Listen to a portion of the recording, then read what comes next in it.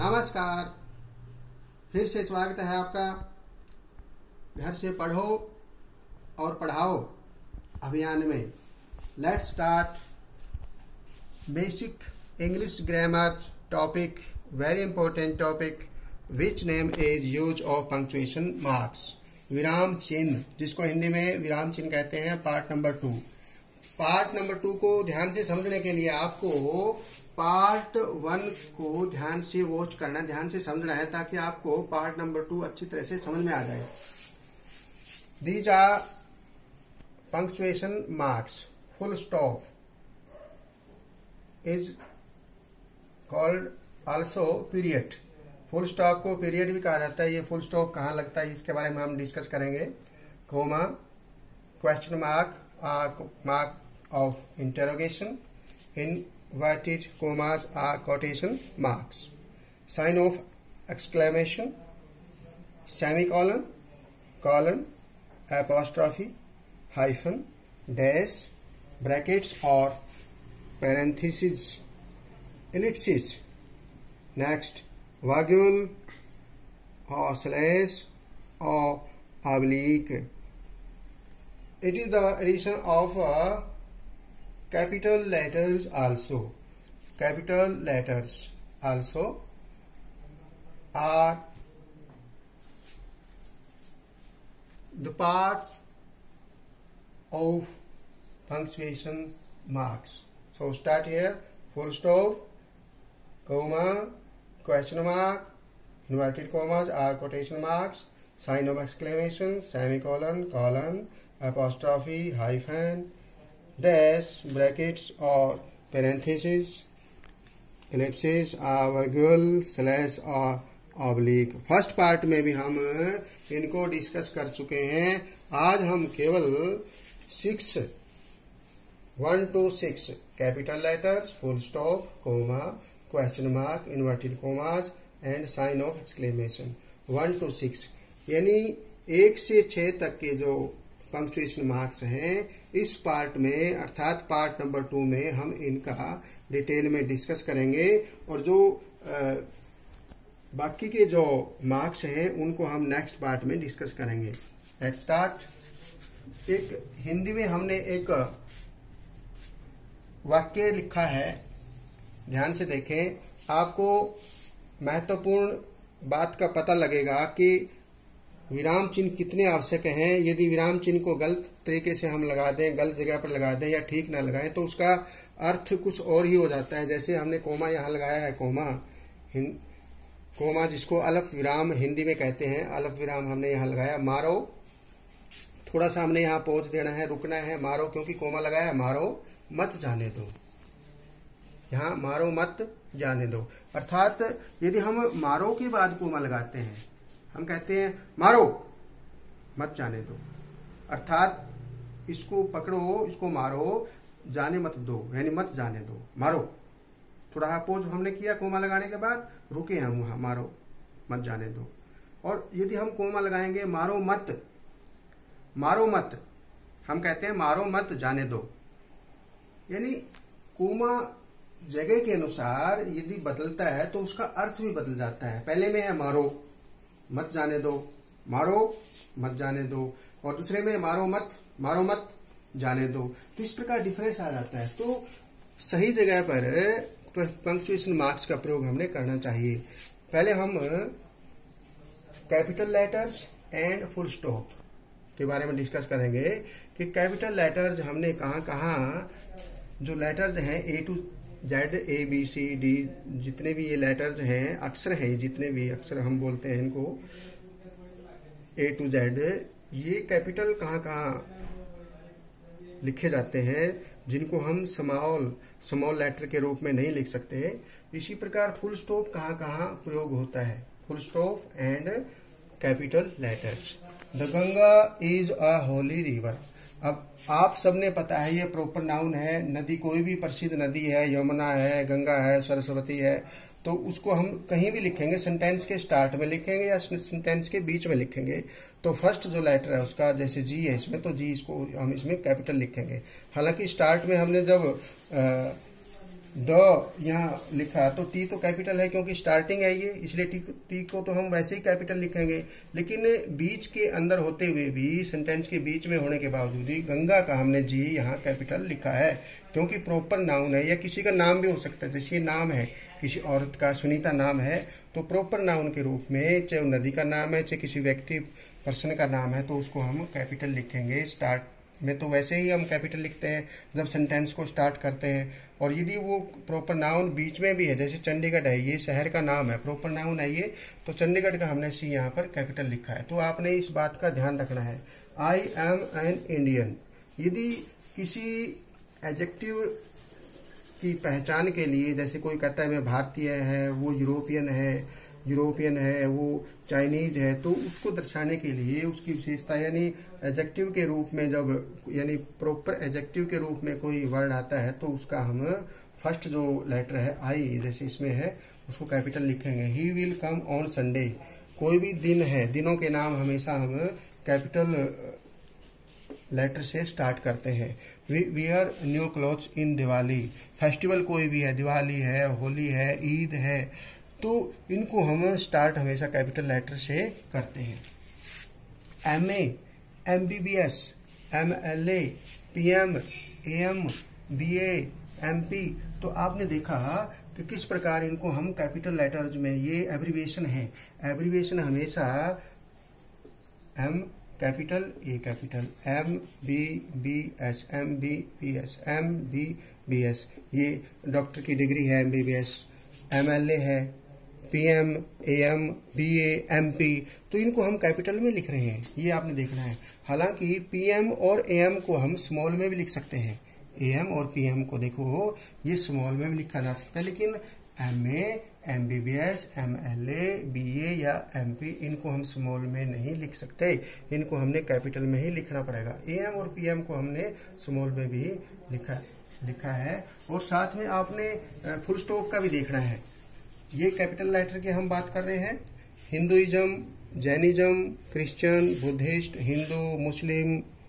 अब आपने देखा है कि किस प्रकार ये धर्म से संबंधित जब कोई पद या कोई धर्म को मानने वाले व्यक्ति के बारे में हम जिक्र करते हैं, तो वर्णन करते हैं, तो उसका हम कैपिटल लेटर से स्टार्ट करते हैं। पोस्ट दिस लेटर, जब हम किसी सेंटेंस को स्टार्ट करते हैं तो उसका जो फर्स्ट वर्ड है और उसका जो फर्स्ट लेटर है, जैसे P है इसमें पोस्ट को, इसका हम कैपिटल लिखते हैं। History, English, science, Hindi, Sanskrit, कोई भी लैंग्वेज है, कहीं पर भी हम लैंग्वेज को लिखते हैं, चाहे सेंटेंस के बीच में लिखे या स्टार्टिंग में, हमेशा उसका जो फर्स्ट लेटर है वो कैपिटल होगा। She said he is my brother, जब भी हम कोटेशन मार्क्स लगाते हैं, यानी यहाँ पर हम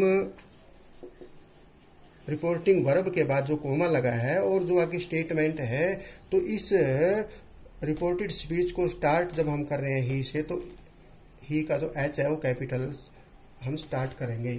इसी प्रकार आपने फुल स्टॉप की बात देखनी है। फुल स्टॉप कहाँ पर लगता है? डॉट, ये डॉट। सेंटेंस जब कंप्लीट हो जाता है तो हम ये फुल स्टॉप लगाते हैं, पूर्ण विराम जिसको फुल स्टॉप को हिंदी में कहते हैं। और जो एब्रीविएशन है जैसे MA, MBBS, MLA, PM, AM, BA, MP, तो एब्रीविएशन के साथ ही इन जो लेटर आए हुए हैं बीच में M या A, इनके बाद भी हम डॉट यानी फुल स्टॉप लगाते हैं। तो आपने फुल स्टॉप और कैपिटल लेटर के बारे में डिटेल से जानकारी ले ली है कि सेंटेंस कंप्लीट होने के बाद या एब्रीविएशन जो संक्षिप्त रूप होता है, जैसे MA है मास्टर ऑफ आर्ट्स, BA है बैचलर ऑफ आर्ट्स, तो कंप्लीट है बैचलर ऑफ आर्ट्स, लेकिन इसका जो छोटा रूप है वो है BA, तो उसमें हम एब्रीविएशन के अंदर डॉट का प्रयोग करते हैं, फुल स्टॉप का प्रयोग करते हैं। इसी प्रकार आपने आगे देखना है कोमा। कोमा कहाँ लगता है? She is kind, brave, gentle and beautiful. अब देखिए आपने उसकी जो गुणों के बारे में हम बता रहे हैं, वह दयालु है, ब्रेव है, बहादुर है, जेंटल है, विनम्र है, वो सुंदर भी है। तो यहाँ तो हमने एंड का प्रयोग कर दिया, लास्ट में तो कंजक्शन लगा दी, लेकिन इससे पहले काइंड, ब्रेव और जेंटल, इनको अलग अलग इनका गुण दर्शाने के लिए हम बीच में क्या करते हैं? कोमा लगाते हैं। और कोमा का मतलब होता है अल्प विराम। थोड़ा सा हम ठहरते हैं, यहाँ पर पॉज देते हैं, जैसे she is kind, brave, gentle, तो थोड़ा सा छोटा सा अल्प विराम में बीच में देते हैं तो कोमा वहां पर लगाते हैं। Sohan my friend is a doctor, Sohan मेरा मित्र एक डॉक्टर है। तो सोहन कौन है? उसका मित्र। तो हमने देखो इस यहाँ पर थोड़ा सा इसमें पॉज देने के लिए, ठहराव देने के लिए बीच में यहाँ पर कोमा लगा दिया है। I have a pencil, a book and a pen. ये जो वस्तुएं हैं अलग अलग, यानी नाउन या एडजेक्टिव जो होते हैं, जैसे नाउन के रूप में ही हमने इनको प्रयोग किया है, पेंसिल, बुक, पेन। तो इनको मतलब बीच में डिफरेंस इनके बीच में देने के लिए कि मेरे पास एक पेंसिल है, बुक है, पेन है, तो बीच में हम कोमे का प्रयोग करते हैं। Madan a lawyer is very famous. अब देखो मदन कौन है? एक लॉयर है। देखो ये बीच में हम इसको थोड़ा सा डिफरेंस करने के लिए, इसको डिफरेंस इसमें बीच में देने के लिए, इसको एडिशनल इंफॉर्मेशन देने के लिए कि मदन कौन है? एक लॉयर है। तो इस यहाँ पर हमने कोमा यानी अल्प विराम का प्रयोग किया है। नवीन सेड, जब यहाँ पर जो डायरेक्ट स्पीच होती है, डायरेक्ट, एक इनडायरेक्ट होती है। इनडायरेक्ट में तो हम कोमे हटा देते हैं, लेकिन डायरेक्ट स्पीच में हम क्या करते हैं? कोमा लगाते हैं रिपोर्टिंग वर्ब के बाद। तो यहाँ इस प्रकार हम कोमा रिपोर्टिंग वर्ब के बाद डायरेक्ट स्पीच में लगाते हैं। Yes I will help you, हाँ मैं आपकी सहायता करूंगा। यस और नो के साथ। No I can not go there, मैं वहां नहीं जा सकता हूँ। तो नो और यस जब लगते हैं तो इसको मतलब अलग करने के लिए सेंटेंस से हम कोमा का प्रयोग करते हैं। यस, नो, मई 10, 2020, 2020, 10 मई। तो ये यदि हम यहाँ कोमा नहीं लगाएंगे, यहाँ कोमा नहीं लगाएंगे तो ये 10 और 2020 इकट्ठा हो जाए, इसलिए इसको डेट को 10 मई को अलग करने के लिए हम क्या लगाएंगे? बीच में कोमे का प्रयोग करेंगे, साल को और डेट को अलग करने के लिए। When I saw a lion, I ran away। जब हम जो सबऑर्डिनेट क्लॉज है और आई रैन अवे में भाग गया, मेन क्लॉज से अलग करने के लिए भी हम उसको, जब मैंने शेर को देखा, when I saw a lion, I ran away, मैं दौड़ गया, मैं भाग गया। तो मेन क्लॉज से अलग करने के लिए भी हमने यहाँ पर कोमे का प्रयोग कर दिया। राहुल कम हेयर, हम किसी को कहते हैं Rahul come here, Rahul come here, Rahul थोड़ा सा हम रुके, फिर कहा कम हेयर, यहाँ आओ, राहुल कोमा। तो इस प्रकार हम कोमे का प्रयोग करते हैं। फाइनली जो इंट्रोडक्टरी एडवर्ब है, इंट्रोडक्टरी एडवर्ब जब स्टार्टिंग में आते हैं, जैसे फाइनली है, फाइनली है, आखिरकार कहते हैं ना हिंदी में आखिरकार, फाइनली, जेंटली, हैप्पीली, फ्रीली। तो इस प्रकार की यदि इंट्रोडक्टरी वर्ब के रूप में ये वर्ड यूज होते हैं तो हम इनके बाद हमेशा कोमे का प्रयोग करते हैं। कोमा लगाया हमने, I completed my homework, finally, finally, आखिरकार मैंने अपना होमवर्क पूरा कर लिया। तो फाइनली के बाद हमने कोमा लगाया है। नेक्स्ट क्वेश्चन मार्क्स, इंटरोगेशन यानी use to ask a question. ये जो क्वेश्चन मार्क है ये क्वेश्चन पूछने के लिए प्रयोग किया जाता है। जैसे why are you making noise, why are you making a noise, तो आप शोर क्यों कर रहे हैं? हम प्रश्न पूछ रहे हैं। व्हेन विल यू कम, आप कब आएंगे? हु आर यू, आप कौन हैं? डू यू नो हिम, क्या तुम उसे जानते हो? डिड यू हेल्प हिम, क्या तुम उसकी सहायता करोगे?